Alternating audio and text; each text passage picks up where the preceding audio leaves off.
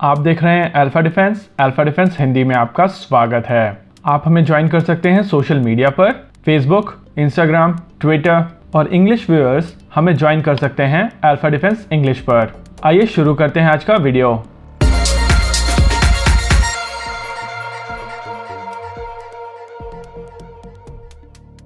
आज के इस वीडियो में हम लोग बात करेंगे Su-30 MKI की BVR कैपेबिलिटी के बारे में, यानी कि बियॉन्ड विजुअल रेंज कैपेबिलिटी के बारे में, और समझने की कोशिश करेंगे कि भारतीय सेना के Su-30 MKI की बियॉन्ड विजुअल रेंज कैपेबिलिटी कैसे बढ़ रही है। कुछ दिनों पहले भारत ने रशिया से longer range beyond visual range missiles खरीदे थे। इसके अलावा चाइना के साथ चल रहे स्टैंड ऑफ के दौरान भारत के रक्षा मंत्री राजनाथ सिंह जब रशिया गए थे तब भी longer range beyond visual range missile की एक डील हुई थी। उसके बाद से भारतीय वायुसेना के Su-30 MKI ओडिशा के कोस्ट के पास में कई बार टेस्ट मिसाइल्स फायर करते हुए पाए गए हैं और आमतौर पर इस तरीके के टेस्ट या तो डेवलपमेंटल ट्रायल्स के दौरान होते हैं और या फिर इंटीग्रेशन ट्रायल्स के दौरान। अगर डेवलपमेंटल ट्रायल्स की बात की जाए तो अस्त्रा beyond visual range missile already develop की जा चुकी है और इनफैक्ट इसके तो ऑर्डर भी दिए जा चुके हैं। उस हिसाब से ये ट्रायल्स इंटीग्रेशन ट्रायल्स हैं और इंटीग्रेशन ट्रायल्स का मतलब है कि Su-30 MKI के साथ में नई मिसाइल्स इंटीग्रेट की जा रही हैं। इसको और डिटेल में समझने के लिए हम लोगों ने इस वीडियो को 3 हिस्सों में बांटा है। पहले हिस्से में हम लोग बात करेंगे भारतीय सेना के Su-30 MKI की करंट कैपेबिलिटी के बारे में। फिर हम लोग बात करेंगे R-77 के अलग अलग वर्जन्स के बारे में। Su-30 MKI की मेन मिसाइल R-77 है और ये मिसाइल कई वर्जन्स में आती है। और आखिर में बात करेंगे कि आगे Su-30 MKI की BVR कैपेबिलिटी कैसी होने वाली है। भारत में एक कॉमन परसेप्शन बन गया है कि Su-30 MKI की BVR कैपेबिलिटीज बिल्कुल ही खराब हैं, क्योंकि Su-30 MKI ने 27 फरवरी को जब भारत और पाकिस्तान के बीच में एयर स्कर्मिश हुआ था तो F-16 के ऊपर अपनी BVR नहीं मारी थी। वहीं F-16 ने भारतीय वायुसेना के Su-30 MKI के ऊपर 4 से 5 beyond visual range missile AIM-120 AMRAAM मारी थी। यहाँ पर एक बात माननी पड़ेगी, पाकिस्तानी ये प्रोपेगेंडा बैटल जीत गए हैं और आज की तारीख में 50 से 60% इंडियन ये सोचते हैं कि उस दिन पाकिस्तानी वायुसेना के F-16 भारतीय वायुसेना के Su-30 MKI को आउट परफॉर्म करके चले गए थे। इसको डिटेल में समझने से पहले आइए देखते हैं उस दिन का पैकेज। नॉर्थ में 4 JF-17 थंडर 2 मिराज 2000s के खिलाफ थे।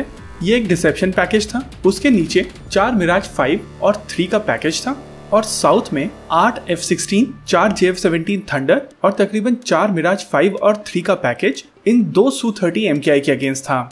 Su-30 MKI के ऊपर जो AMRAAMs मारी गई थी ये प्रोवोकेशन था और वो लोग चाहते थे कि Su-30 MKI इस F-16 को चेस करे और ये एम्बुश में फंस जाए। मे बी ऐसे में पाकिस्तान 1 या 2 F-16 खोएगा, लेकिन भारत का Su-30 MKI इस एम्बुश में फंसेगा और उनको एक प्रोपेगेंडा विक्ट्री मिलेगी। उसमें तो वो कामयाब नहीं हुए, लेकिन प्रोपेगेंडा विक्ट्री उनको जरूर मिली। आज भी भारत में कई लोग ये सोचते हैं कि Su-30 MKI में BVR कैपेबिलिटी बिल्कुल नहीं है। इस बात में कोई दो राय नहीं है कि Su-30 MKI की current BVR missile R-77 range में कम है। इसकी रेंज तकरीबन 80 किलोमीटर की है, लेकिन इस मिसाइल का no escape zone almost AMRAAM के बराबर है। अब बात करते हैं R-77 के अलग अलग वर्जन्स की और समझने की कोशिश करते हैं कि भारत के Su-30 MKI के पास में आने वाले समय में कौन कौन से ऑप्शंस होंगे। अभी Su-30 MKI में जो बेसलाइन R-77 यूज की जाती है उसकी रेंज 80 किलोमीटर की है। माना जा रहा है कि भारतीय वायुसेना ने जो नई मिसाइल्स खरीदी हैं वो R-77-1 है और इन मिसाइल्स की रेंज 110 किलोमीटर से ज्यादा है।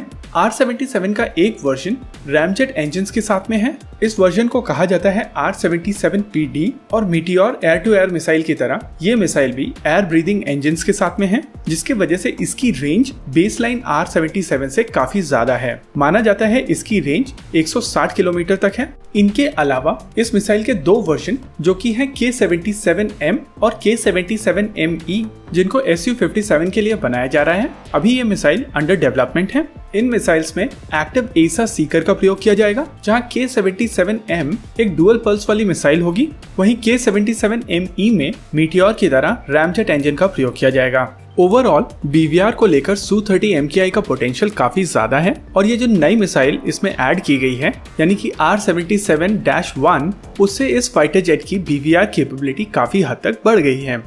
अब बात करते हैं और समझते हैं Su-30 MKI की BVR कैपेबिलिटी पीछे क्यों रह गई। हिस्टोरिकली भारतीय एयरफोर्स के पास में पाकिस्तान और चीन की कंपैरिजन में बेटर मिसाइल्स थी, जिसकी वजह से भारत की BVR कैपेबिलिटी दोनों से बेहतर थी। लेकिन समय के साथ ये डिस्पैरिटी कम होती गई और आज भारत पाकिस्तान और चीन के बराबर खड़ा है। हालांकि मीटियोर के आ जाने से भारत को फिर से ये बढ़त मिल चुकी है, लेकिन ये कैचिंग अप का मेन कारण एक बैकअप प्लान ना होना है। साल 2015 के आसपास बात ऐसी चल रही थी कि भारतीय वायुसेना साल 2020 से 25 के बीच में बहुत ज्यादा कैपेबल हो जाएगी। भारतीय वायुसेना को मिलेंगे 126 रफाल और तकरीबन 200 FGFA यानी कि Su-57। जो वेपन पैकेज Su-57 अपने साथ लाता, उसको लेकर Su-30 MKI को अपग्रेड किया जाता, लेकिन ऐसा कुछ नहीं हुआ। और इसका सबसे प्रमुख कारण ये था कि जब 126 रफाल और 200 FGFA की बात चल रही थी, तब उस समय चीन 2 5th generation fighter jet concepts पर काम कर रहा था। ये कॉन्सेप्ट्स थे J-31 और J-20, लेकिन जब J-20 बाहर आया तो भारतीय वायुसेना ने रियलाइज किया कि ये अभी एक मैच्योर प्लेन नहीं है और अभी भारतीय वायुसेना के पास समय है एक पूरी तरीके से नए अपने खुद के 5th generation fighter jet programme को बनाने का। अब बात करते हैं फ्यूचर की। आने वाले समय में Su-30 MKI को सुपर सुखोई स्टैंडर्ड्स पर अपग्रेड किया जाएगा और इस अपग्रेड के बाद में Su-30 MKI और भी ज्यादा कैपेबल हो जाएंगे। फिलहाल Su-30 MKI के साथ में longer range beyond visual range missiles integrate की जा रही हैं। साथ ही Su-30 MKI के ऊपर माइका मिसाइल भी इंटीग्रेट की गई है। माइका एक बहुत ही ज्यादा कैपेबल मिसाइल है, स्पेशली इसका इंफ्रारेड वर्जन। इनके अलावा Su-30 MKI के साथ में IWER को भी इंटीग्रेट किया जाएगा। IWER में डुअल पल्स मोटर का प्रयोग किया जाता है और इस वजह से इस मिसाइल की रेंज काफी ज्यादा है। देसी ऑप्शंस में फिलहाल इस फाइटर जेट के साथ में अस्त्रा बियॉन्ड विजुअल रेंज मिसाइल का प्रयोग किया जा रहा है और आने वाले समय में जब अस्त्रा मार्क 2 बनकर तैयार हो जाएगी तो ये मिसाइल भी इस फाइटर जेट के साथ में इंटीग्रेट की जाएगी। ओवरऑल Su-30 MKI की BVR कैपेबिलिटी फिलहाल बेहतर हो चुकी है और आने वाले समय में ये और भी बेहतर हो जाएगी। आज के इस वीडियो में रखते हैं केवल इतना ही। आपको क्या लगता है बताइए हमें कमेंट सेक्शन में। आगे आप कौन सा वीडियो देखना चाहते हैं बताइए हमें कमेंट सेक्शन में। वीडियो को अंत तक देखने के लिए धन्यवाद।